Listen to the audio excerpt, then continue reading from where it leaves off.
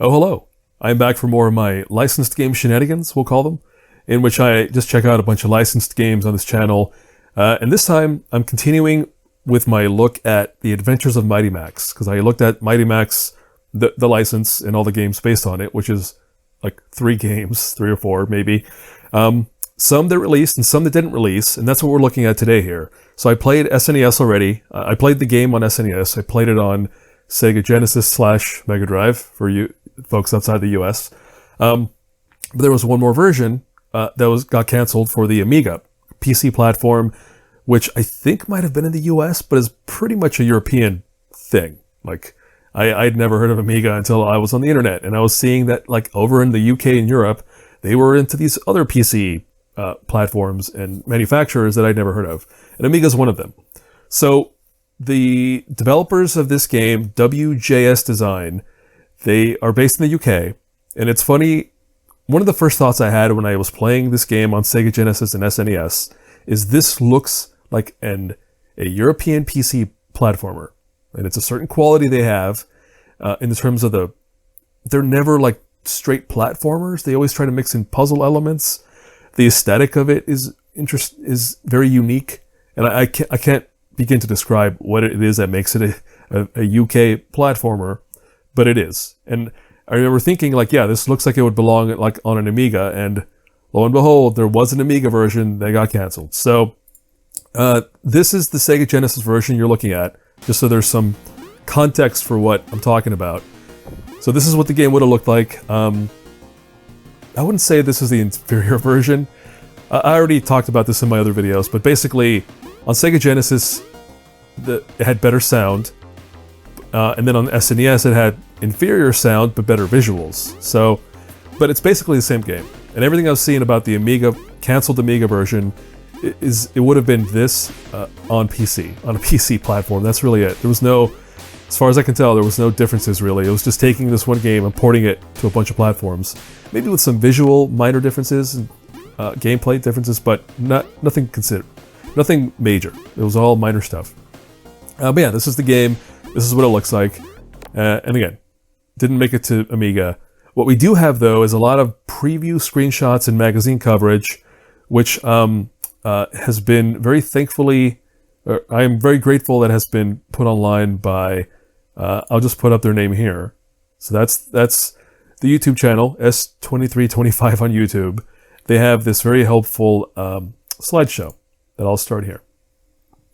So yeah, basically there's a thread on the internet on like one site. What is this site called? abime.net? English Amiga Board. Duh.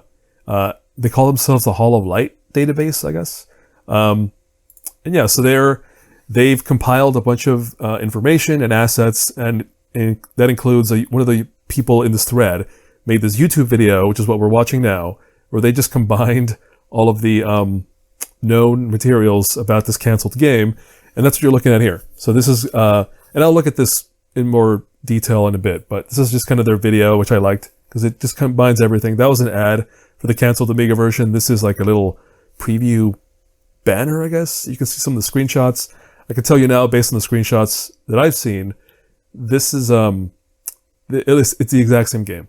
And based on these visuals, it would have been closer to the SNES version, because SNES had the better backgrounds, like the clouds and the blue sky, and the better looking lava backgrounds there with the gradients and stuff. Gradients, that was what SNES had that Genesis didn't. Genesis, for whatever reason, was just solid backgrounds. SNES had more animation in the background, more gradients, more detail. So this Amiga version would have been closer to the SNES one, which I didn't show.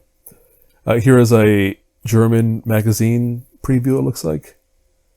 Again, I can't read it, but here's an English one, which was in an Amiga magazine, which I'll look at in more detail shortly. But yeah, you can see there that they were saying it was going to release in December '94, which is in line with the SNES release. So I think Sega Genesis got released, and then they were working on SNES and Amiga, and somebody just said, you know what, Amiga's not going to bring in any money, we're not doing it, and it didn't make it through.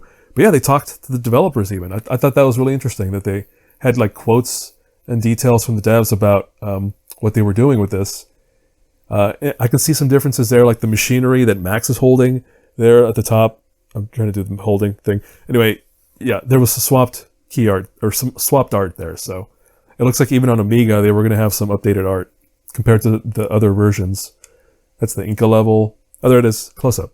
So yeah, the machine part he's holding, that's not a graphic that appears on SNES or Sega Genesis. So they swapped, they definitely were updating some of the art. I think that's it for that. So that's a slideshow. Again, very helpful little collection of assets that they found. But then if we go here, you can see that I have this, I just have the image of that ad. So you can see here, again, it looks like it's the generic key art from the show, which is does not match the art in the game itself, but I don't know. 16-bit art can only do so much to match what a cartoon show would look like. But yeah, there's that. If we go up a little bit, again, more key art of the show, which, yeah, even this art doesn't make it into the game. Like for the cutscenes and for the more detailed art, they changed it for some reason. I can't explain it. But yeah, there's that ad of the canceled Amiga version.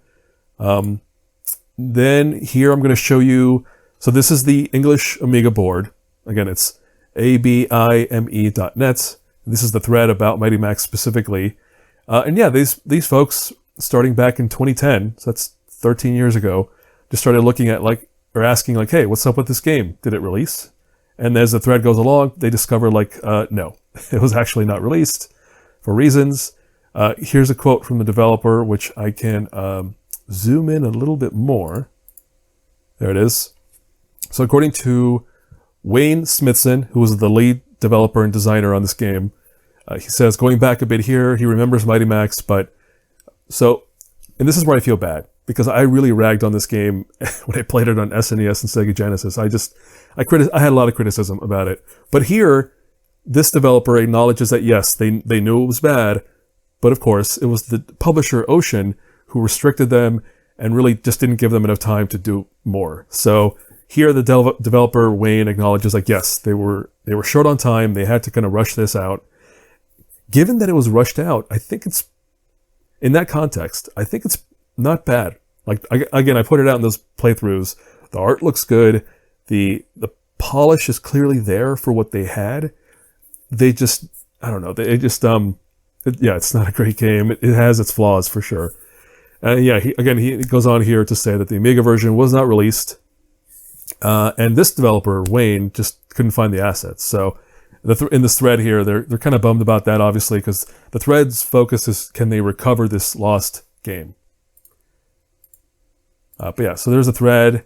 It goes on for a bit more. They mention others like Paul Hogarth, who was in that preview that I will just go ahead and show you now. So yeah, this is a really good thread because they collected a lot of links. This is a link to this magazine called, what was it called? One Amiga. There it is.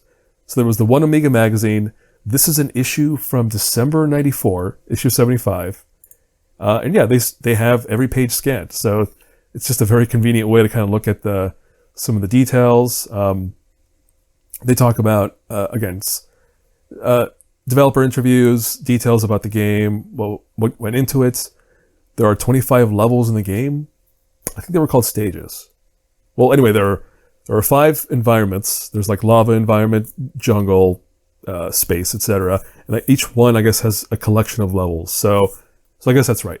So it's 5 by 5, 25.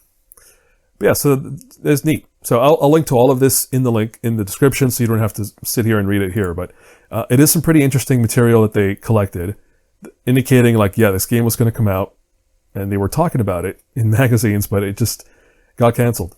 This is December 94. SNES was shipping right around this time, so Amiga was even lagging behind the SNES version. So by the mid-90s, I don't know my Amiga history, but I feel like by the mid-90s, these PCs, as Windows was taking over, these PCs started to die off. So, it was going to release for the A1200. I'm not familiar with Amigas enough to know. I think that was just the latest version of this platform by this point, the A1200. Anything else that's interesting? No. Again, I'll let you read more if you want. I'll link to this. But yeah, that was some cool detail there. And here's again that German preview. I cannot read this, but it just shows that, you know, it was getting coverage in multiple languages even, and this game just ultimately did not release. Ocean or someone decided like it's not going to be worth.